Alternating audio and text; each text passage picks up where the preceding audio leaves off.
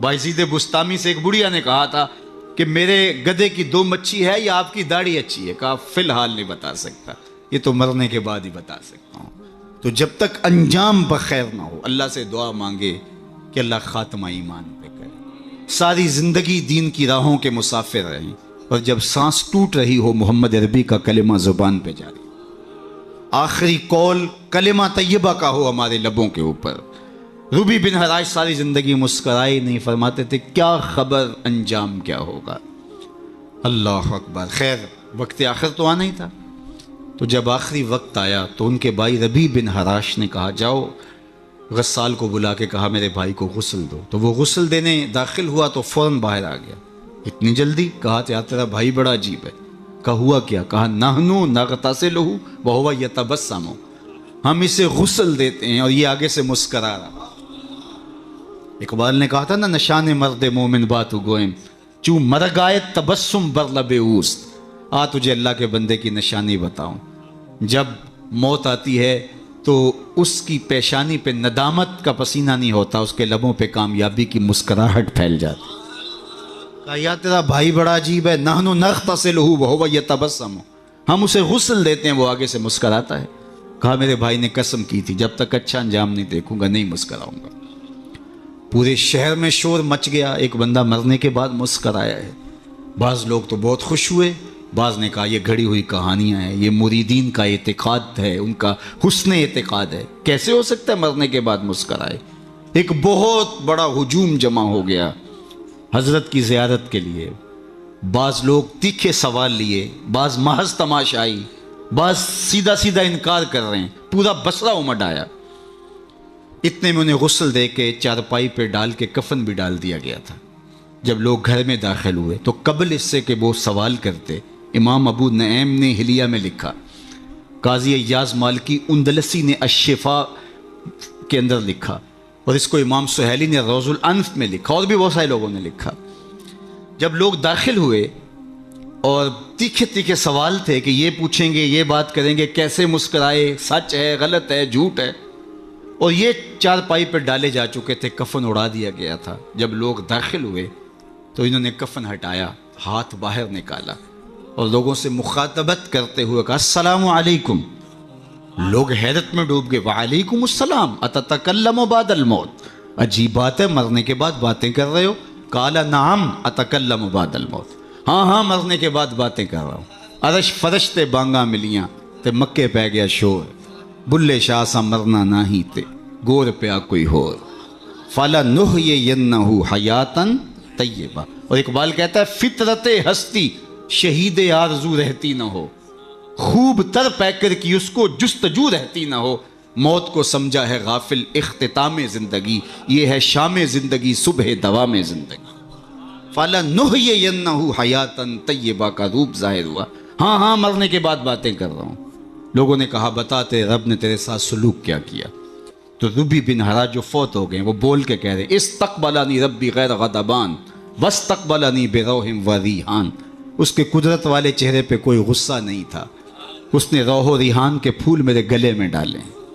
لوگوں نے باتیں پوچھنا شروع کر دیں، شکر ہے کوئی مرنے والا بول پڑا، کوئی ادھر کی بات کر رہا ہے، ادھر کی بات پوچھ رہا ہے۔ جب سلسلہ کلام طول پکڑنے لگا تو ربی بن حراش لکھتے ہیں، ربی بن حراش کہتے ہیں کہ اجلوا بی ولا تؤخروا بی لان ابا القاسم ينتظر علی الصلاۃ، دیر نہ کرو مجھے جلدی قبرستان میں لے جاؤ، تم مجھے باتوں میں لگا رہے ہو، امام الانبیاء میرے جنازے کا انتظار کر۔ اگر اپنی زندگی اس کی رضا کے مطابق گزارے گا تو تمہارا وہاں انتظار ہوگا۔ مرنے کا فرق ہے، ہر کوئی مرتا ہے، لیکن یہ مرنا جو یاد الہی میں اپنے آپ کو ڈبو دے، اور مرنے سے قبل جو مر جائے، موتو قبل ان تموتو، صوفیہ تو یہی کہتے ہیں نا کہ مرنے سے قبل مر جاؤ، تو جب مرنے سے ہی قبل مر جائے تو الجبرے کا قاعدہ ہے نا کہ نفی جب نفی سے ضرب کھاتی ہے تو جمع کی صورت میں جواب آتا ہے۔ تو جو پہلے ہی مرا ہوا تھا، اپنے آپ کو، اپنے نفس کو اس نے مار دیا، اپنی خواہشات کو ترک کر دیا، تو وہ موتو قبل ان تموتو کے زمرے میں تھا، تو پھر موت کو موت آئی تو نفی سے ٹکرائی تو حیات بن گئی، تو یہ حیات طیبہ کی صورت بن کے سامنے آئی اور ابھری۔ اس لیے اللہ والے قبروں میں جا کر بھی جو ہے وہ ایک حیات طیبہ اور ایک زندگی پاکیزہ زندگی کا نور پاتے ہیں، اور اللہ تعالیٰ ان کے ذریعے سے لوگوں کی فیض رسانی کا سامان کرتا ہے، ورنہ دنیا کے اوپر آئے، آ کے چلے گئے، آج ان کا نام و نشان بھی نہیں ہے۔ جن کے طوطی بولتے تھے، نقارے بجتے تھے، آل ساسان 3150 سال ایران پہ حکومت کرتے رہے، آج آل ساسان کا دنیا نام بھی نہیں جانتی۔ مشتاق نے کہا تھا، مٹ گیا مشتاق دل سے رنگے یاد رفتگاں، پھول مہنگے ہو گئے قبریں پرانی ہو گئی۔ قبروں کے نشان بھی یاد نہیں ہوتے۔ پوتے کو لے کر کے دادا جاتا ہے، تمہارے پردادا کی یہاں کر کے کہیں قبر ہوتی تھی، اور قبر بارش کے آثار مٹا چکے ہوتے ہیں، وہ ڈھونڈتا پھرتا ہے قبر کہاں تھی، نشان بھی باقی نہیں رہتے۔ لیکن جنہوں نے اپنی زندگیاں اللہ کے نام پہ گزاری ہوتی ہیں، دیکھیے ہزار سال بیت گئے، آج بھی ان کی قبر پہ چراغاں ہو رہا ہے۔ کیسی رونقیں اور کیسی تازگیاں اور کیسی فرحتیں۔ آپ لاہور جاتے ہیں نا تو راوی کے اس پار جہانگیر کا مقبرہ ہے، وہاں دن کو جائیں یا شام کو آپ کو حسرتیں برستی دکھائی دیں۔ اب ایک پارک بن گیا جس کے دم سے تھوڑی سی رونق ہے، لیکن احاطہ مزار پہ اگر آپ جائیں تو وہاں آپ کو قرآن پڑھنے والے لوگ موجود نہیں ملیں گے، تاش کھیلنے والی ٹولیاں بیٹھی نظر آئیں گی، وہاں آپ کو تازہ گلاب نہیں ملیں گے، وہاں آپ کو جانوروں کی بینٹیں پڑی ہوئی نظر آئیں۔ وہ مطلق العنان حکمران بر صغیر پاک و ہند کا آج حسرت نے برس۔ بالکل اس کے ساتھ ملکہ نور جہاں کا مقبرہ ہے۔ جب بادشاہ تخت پہ بیٹھتا تھا تو ملکہ پیچھے بیٹھتی تھی، اور بادشاہ کا فیصلہ اسے کوئی پسند نہیں ہوتا تو پیچھے سے کمر ٹھونکتی، بادشاہ فیصلہ تبدیل کر دیتا۔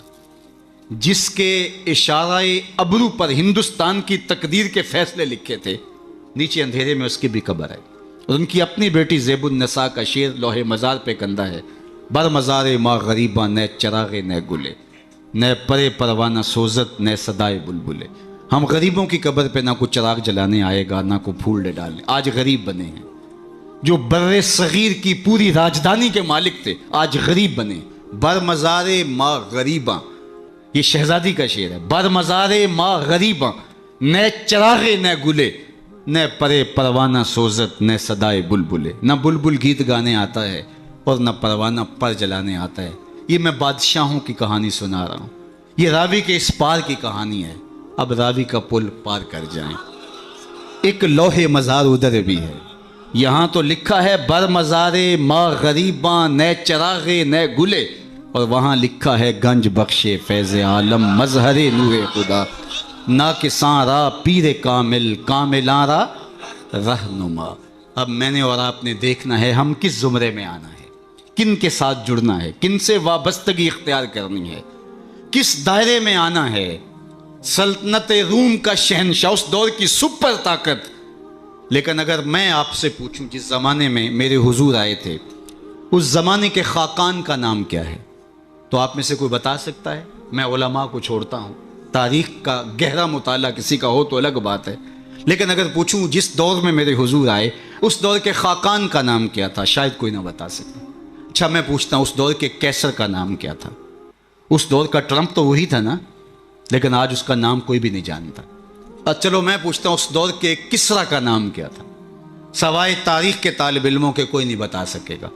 چلو میں یہ پوچھتا ہوں، اور اس مجلس میں موجود سب سے کم عمر بچے سے پوچھتا ہوں کہ جس زمانے میں میرے حضور آئے، میرے حضور کے مؤذن کا نام کیا ہے؟ تو وہ سر اٹھا کے بلال حبشی کا نام لے گا۔ یار اس دور کی سپر طاقت کے مطلق العنان حکمران کا نام تو زمانے کو یاد نہیں ہے۔ کیسر کا نام، کسرا کا نام، خاقان کا نام زمانے کو یاد نہیں ہے، لیکن بلال حبشی کا نام آج بھی سینوں پہ لکھا ہے۔ تو اقبال تڑپ کے بولا، اقبال یہ کس کے عشق کا فیض عام ہے، رومی فنا ہوا حبشی کو دوام۔ شہنشاہ روم کا نام بھی زمانے کو یاد نہیں، رومی فنا ہوا حبشی کو دوام ہے، تو دوام محمد عربی کے قدموں میں ہے۔ سارا نور اسی چوکھٹ پہ ہے، سارے اجالے اور ساری روشنیاں حضور علیہ السلام کے قدموں سے پھوٹتی ہیں۔ تو جب سارا نور ملتا ہی یہاں سے ہے، سارے اجالے اسی دہلیز سے خیرات کی صورت میں میسر آتے ہیں، تو وہ اپنی ساری زندگی حضور کے نام پہ لگا۔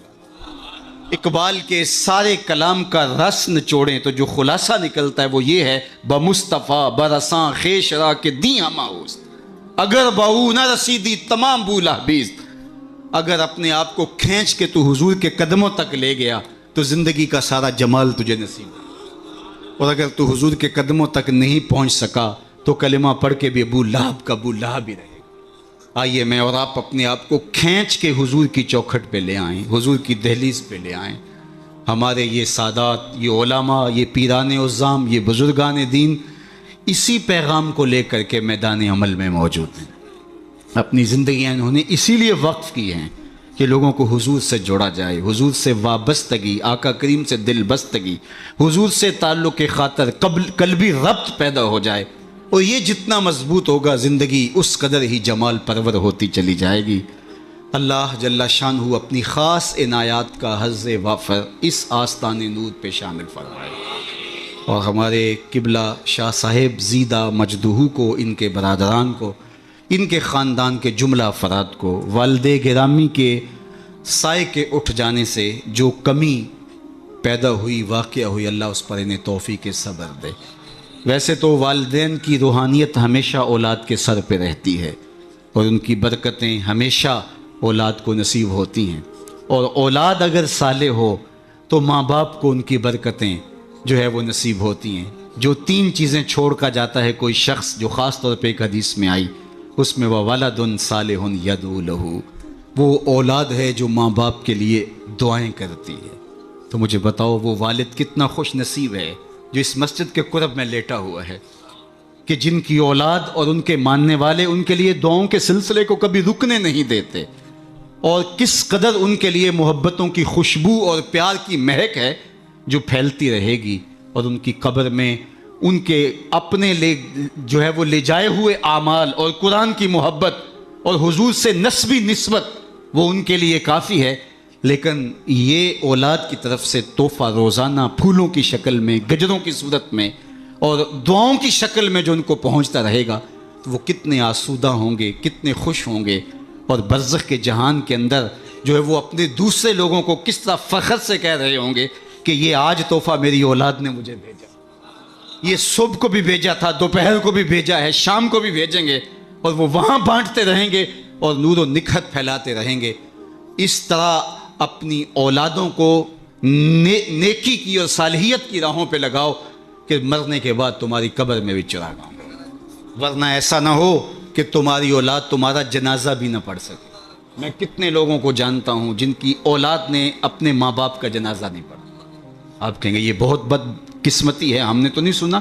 ایسے لوگوں کو آپ بھی جانتے ہیں، یہ وہ لوگ ہیں جنہیں جنازہ آتا نہیں ہے، اور ساری زندگی لوگوں کے جنازوں میں رسماً کھڑے ہوتے ہیں، پھر ایک دن وہ رسم اپنے باپ اور اپنی ماں، اپنے بھائی، اپنی بیوی، اپنے بچوں کے لیے بھی ادا کرنا پڑتا ہے۔ اور مجھے بتاؤ وہ شخص کتنا بدبخت ہوگا کہ جو اپنے باپ یا اپنی ماں کے جنازے پہ کھڑا اور جنازہ نہیں پڑھ پاتا، رسماً کھڑا ہے دکھلاوے کے لیے، اور وہ کتنا خوش نصیب باپ ہے جس کا جنازہ اس کا بیٹا پڑھا رہا ہے، جس کے لیے اس کا بیٹا دعائیں کر رہا ہے، اور اس کا بیٹا اس کے لیے سحری کے وقت اٹھ کے آنسو بہا کے مغفرت و بخشش اور غفران کی التجائیں اللہ کی بارگاہ میں پیش کر رہا ہے۔